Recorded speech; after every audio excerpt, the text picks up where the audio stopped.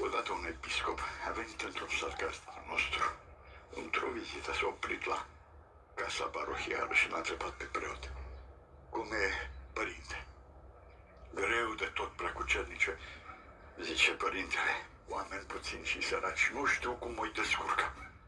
Atunci episcopul a băgat mâna în geantă, a scos o carte de rugăciuni și a întins-o preotului zicându-i: nu dispera. În paginile acestei cărți ai răspunsul la toate întrebările tale. Și a plecat.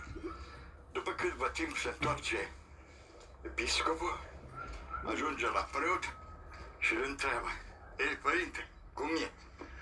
Ai căutat în cartea mea de rugăciuni?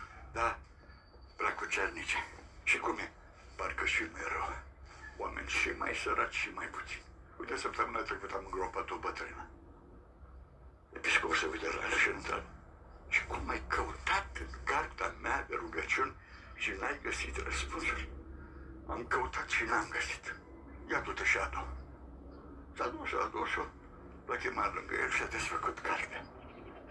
Între paginile cărții de rugăciuni erau 10 de dolari. Și spune: uite, părinte, dacă n-ai avut credința nici măcar cât să deschizi această carte de rugăciuni, ce-o înapoi și te descurci cum vrei. Și-a plecat.